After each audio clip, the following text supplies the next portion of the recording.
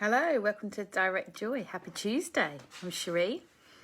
Nice to have you here with us. So today's Direct Joy is about social anxiety.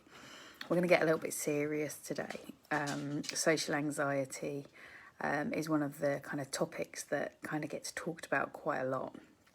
And we really need to have some space to think about anxiety and how it really impacts us. So I think Direct Joy, this is one of the reasons that Direct Joy is really important to me, because we get to talk about these really difficult topics. And I'm really conscious that I've got my kind of serious head on today.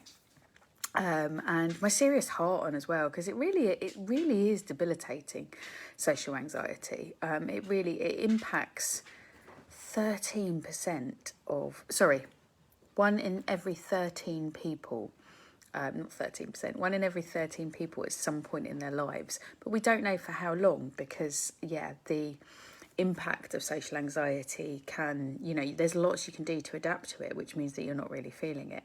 And rightly so, because we want to avoid it, don't we? But then do we want to avoid it, or do we want to do something about it? And that's where I find that these live streams are really helpful, because I can come straight into your living room and straight to the replays and into Insta and Facebook and YouTube and all these various social media things that we have a love-hate relationship with. And I can talk about kind of difficult emotional and mental health and well-being stuff that is a bit tricksy. So I want to caveat that today very much so by the fact that this can be really tricksy, and we are just covering the surface of that. So, what is social anxiety all about? How come it is so debilitating? How come it is so difficult? So, hello to everybody watching. Happy Tuesday. Let's get stuck in. So, what is social anxiety? It's different for absolutely everybody who experiences it. And I'm sure at some point everybody experiences social anxiety. It is an anxiety. It is recognised as an anxiety which is rooted actually in sadness and depression. As we know about most anxieties. So from a purely mental health perspective, that's where we're coming from. And it's a worry, it's a severe worry of how am I coming across? What does that mean to other people? And will I be judged? Will I be humiliated? Will I be embarrassed? And the answer that we always come back to, the person always comes back to with social anxiety is yes. I'm going to be humiliated in that scenario. I'm going to be embarrassed. I'm going to be completely annihilated. I'm going to come across wrong. I'm not going to come across as I intend to. I'm going to be worried and, just in complete dread about whatever that scenario can be. And we're not necessarily talking about just kind of parties and weddings and baptisms and wonderful occasions. We're talking about kind of life, really. Anything where there's social. That can be a pub, a restaurant, going to family and friends' houses for dinner. It doesn't have to be a large group of people. It can be social anxiety about being in the playground, or even parking your car in a car park, or going to the shops, It's about that society, that societal impact of being another human being with other human beings, and just how tricksy that can be. It comes across in a very interesting way. So what we know about social anxiety is that people are perceived as being shy, as being distant, as being a nice person, but very aloof and quiet and unconfident. Unconfident, is that a word? It's a lot, because that's a lot of things to come across as when you're worried that you're coming across not as you'd want to be coming across. And at this point, I've got a sensory overload just thinking about that, let alone experiencing it. And we find that, when we're in that scenario, maybe we go cold, maybe we go really hot, there is sweating, redness in our bodies. Some people experience blotchiness, some people experience red faces, some people experience profuse sweating, some people shiver, some people lose their voice, their voice shakes, their hands shake, there's a leg shake, get a lot of, especially that gents, that happens a lot to men. A lot of wanting to hug the midline, a lot of wanting to hug into objects such as cushions, if there's, a sofa around, or drinking, smoking. A lot of those things really kind of fill our faces with something that can just hide us a little bit. Some of the fashion you'll see over the years, over the decades, has supported the fact of hiding, wearing shades. I think Taylor Swift has a wonderful song about the fact of what shades can't hide, that always makes me smile. And the fact of hats, I love to wear a cap, and everyone knows when I'm wearing a hat what kind of mood that I may or may not be in and how to avoid me. And, what does that mean? What does it, how can you show up in the world in fashion and actually, just have a little bit of protection from the outside world? Some people recently have reported that masks, they're worried about not having a mask because a mask does protect our mouth, and therefore, what I'm saying under my mask or what my face is showing under my mask is hidden, and therefore I don't have to be exposed into the world quite as much as I have done previously. COVID in some ways was a blessing to some people because actually they were allowed to hide in their house. And if you've had any impact of agoraphobia for yourself or from family or friends or loved ones, you'll know the seriousness of that, and the impact that can have. And I know certainly some of the clients that I've worked with successfully, and now they're not there, and are moving to not being there. It's extremely debilitating, social anxiety. And I think that's why I come in with a very seriousness today, not so much of a jovial, because what it's about is then after the event or before the event, going around and round in circles, and that sense of, how did I come across, replaying conversations, not sleeping for maybe 3 days because you're replaying conversations and thinking, how did I come across in that? What happened with that? Did my kids do this in this scenario? What happened? Oh, how am I going to be perceived? It's completely humiliating, and we find these impacts in our lives. It's difficult to make relationships, it's difficult to maintain relationships, it's difficult to stand out in true alignment and authenticity and honesty with who we are, because we're so worried about who we come across as. Not necessarily who we are, because we may have this huge sense of who we are and knowing that, and believing that, and having our worth intact, but worried about how that comes across. And they're two very different things, and I think it's really important to acknowledge the difference. It's not necessarily about your feeling of worth, it's about your feeling of how you're going to be perceived, and that's the anxiety. It can be both, and as with anything, there's always complex layers to us human beings, so it can definitely be both. But it is also important to differentiate the two. So take heed of that. Go slowly as you process that, because it can be different. You can know your worth and still worry and replay and have these things tangle. It's an absolute tangle. There are so many layers to the tangle of anxiety, social anxiety, and all of what underpins these things. And they are very much rooted in what we're suppressing. Excuse me. So what we are suppressing, what we believe may be wrong or inappropriate or inadequate, or lacking. And when we come at any situation from that position of being concerned, worried, on shaky ground about anything, what we then tend to find is that, others might see that, and that may be seen as a vulnerability or a weakness, or I'm not going to come across as the person that I am, the person that I believe that I am, the person that they think I am, the person I need to be in this social setting, the person that I believe I need to be in this environment, the person that I've been with this friendship group for years, the person that I've been in the family for years. And therefore we start to suppress parts of us. Excuse me, sorry. We really start to just, suppress. The bubbles go down. It doesn't matter what we're feeling. It doesn't matter how we want to come across. We put our makeup on. We put our cap on. We put our clothes on. We equip ourselves. We make sure we have the money in our bank account. We go. Do. And we become a human doing. But there comes a point with social anxiety where we can't necessarily do that anymore, where we can't keep that up. And we do find that, as we approach kind of our 30s, 40s, we can't show up in the same way that we did in our late teens and our 20s. And yeah, that now things do replay, things do and not make sense in a way where we think, well, I used to just crack on with that, and now there's less cracking on. And yeah, it's hard. We go round and round in circles, which tend to then make it worse. We then tend to want to go to certain events, even if they're day-to-day events and day-to-day things, and certainly not to big things, and they become even bigger because we've thought about them. There's a lot of thinking involved in social anxiety. There's a lot of time spent thinking. And, as you know, one of the things that I very much go on about is the fact of space and how much space there is.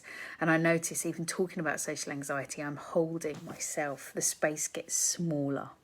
The room feels smaller. It certainly does when you're in that room chatting to people and you just hold your drink and you feel small. And yeah, you feel bigger. You feel larger than you are, and therefore fatter than you are, or larger than you are in the sense of I just don't fit in here and I'm all splidging out all over the place. Or smaller, I'm just disappearing and no one's talking to me, and it feels even worse, and everyone I do speak to just ignores me, and I'll wave to that person, they haven't seen me, I'll try again, I'll wave to that person, now I'm really embarrassed because everybody's seen that. Those things play out so eagerly and readily, and eat us up like some kind of tiger, don't they?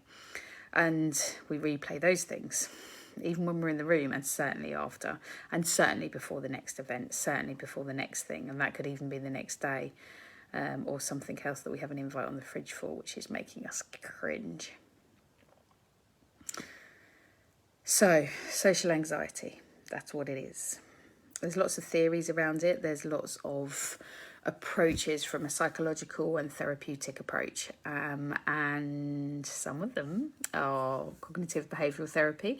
Watch out for a blog from me on that, which is an old blog which I've updated with some new information, so I'll be republishing that. I've decided that's my cornerstone blog of my website as it gets a revamp.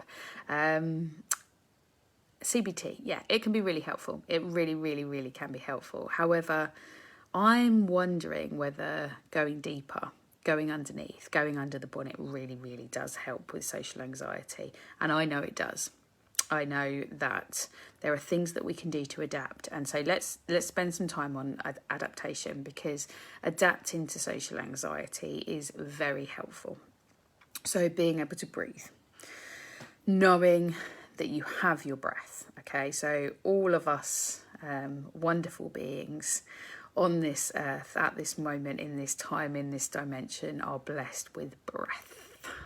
If any of you know Rob Bell's work, he does a series on Numa, which is my absolute, I've got so many favourites, but this is like top. He does a series, and one of them is on breath and another one on rain. I suggest you check them out. They are old. They have aged very well, I think, and I regularly go back to them, because to understand and to know breath is just absolutely vital. The yogis have got it absolutely down pat, in my opinion, to breathe, to really breathe, to really, really, really breathe. What we find is when we're in fear, when we're in anxiety, when we're in these social settings, we breathe from here. I can feel myself doing it here now. I can hear the breath. Whereas actually, when we start to really breathe into our chest, when we start to really breathe into the top of our diaphragm, when we really breathe deep into our belly, well, now that's my true voice. That's my true understanding of who I am and who I need to be and what I show up as. Now, it's not that simple, right? But actually, sometimes when you just bring it back to that middle, bring it back to the complete basic of the fact your existence, even if you feel like you're going for a panic attack, your existence is breath. Breathe, okay? Everything around us breathes something in, okay? Breathe. Just breathe. The trees breathe. The flowers breathe. Fire breathes. The water has a breath and a pulse. We have a breath and a pulse. Allow that breath, okay? So notice it. Take it deeper and just allow your breath. You know, you're zoning out in these conversations anyway, right? So yeah, you're not truly present because you're on freak out mode. You're on social anxiety mode. You are perceiving that they think you're a freak anyway. So to breathe, yeah, give it a go. Just breathe. Allow yourself to breathe deep into that belly of yours. Okay? Take that moment.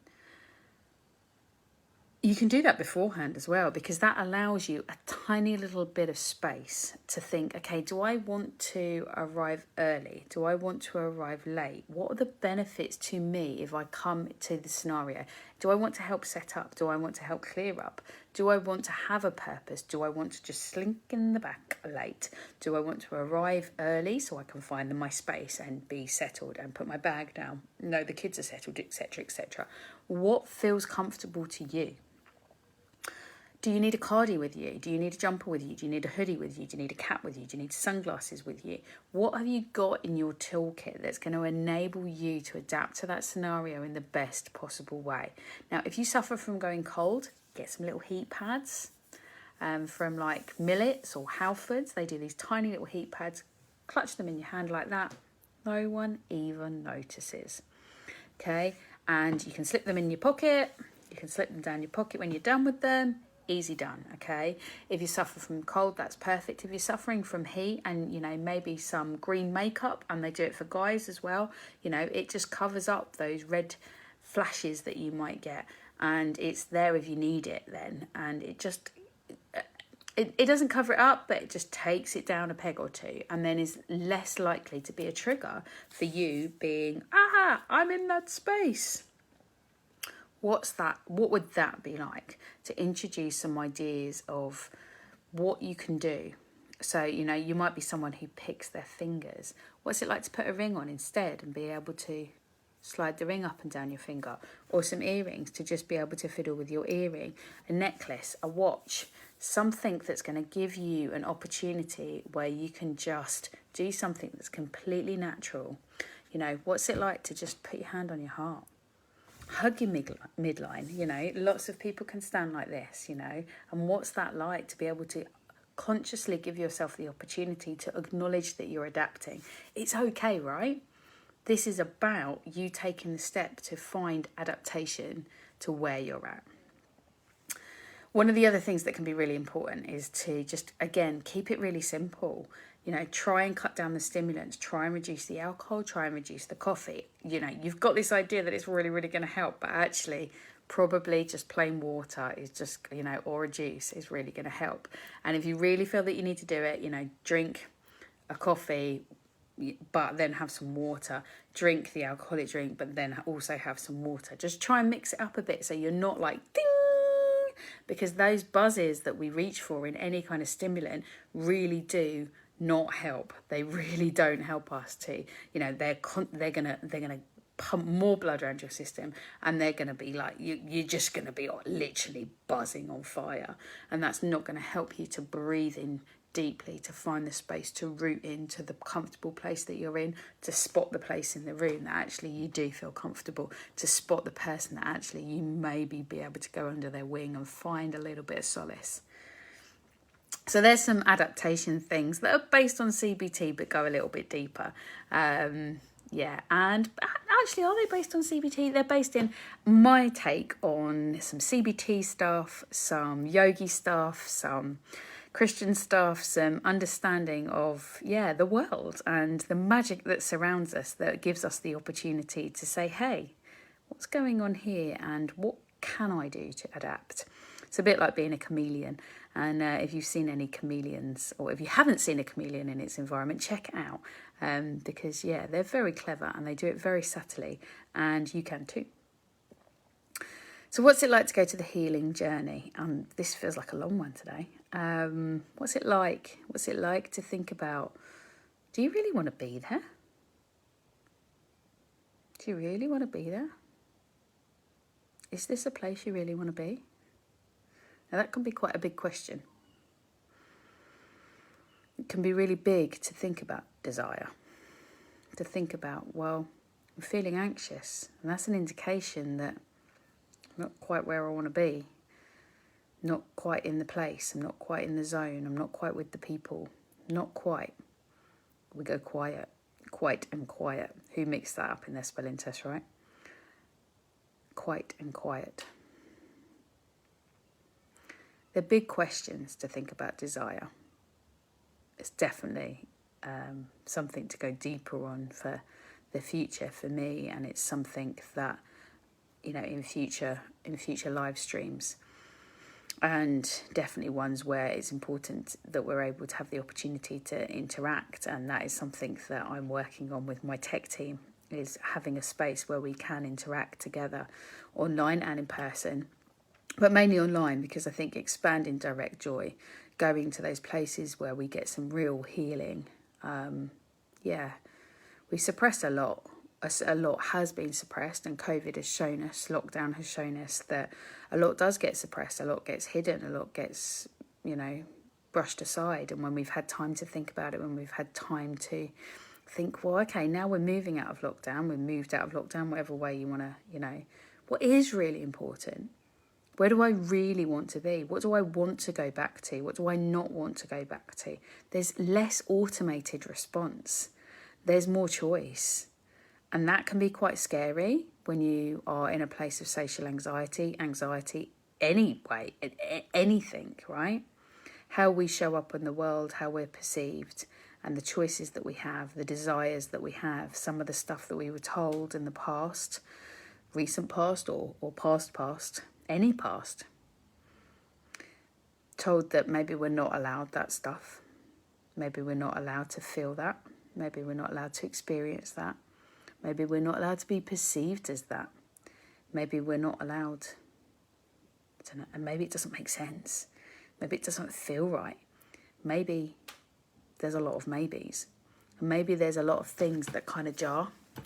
We get told a lot of stuff. We take along on board a lot of stuff. There's no one to blame necessarily. Sometimes there is. Sometimes we grow up in survival mode, and there is always moments of that.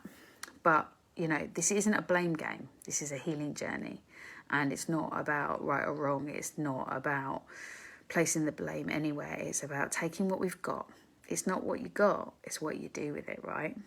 And yeah, I'd like to offer you that invitation today to think about where you're at, how it's affecting you, what you can do to adapt in the short term, and then think about the invitation to really think about what you desire and what with your life, with your choices and where you're at, because the opportunity is there, right? And it's not necessarily just with me, but the opportunity is there. I love to work with desire, choice, and finding that path, and that path of least resistance of, you know, where are we at? What are we going to do with it? And what's the best version of you to show up? What's that highest, brilliant, most shiniest version of you?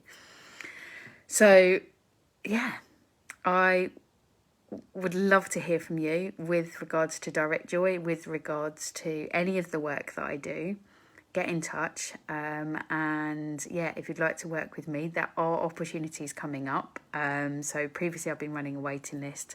I am looking for the fact that there will be spaces coming up in end of August, beginning of September. So if you are interested in working with me, let me know. And I'd love to hear from you. And yeah, I look forward to seeing you next week, if not before. Keep your eyes out for anything that you have questions about with mental health and emotional well-being, because this is the place for them. Thank you very much, all of you, for checking out the replays, for following me on Insta and YouTube and Facebook. And yeah, I look forward to seeing you next week. Take care.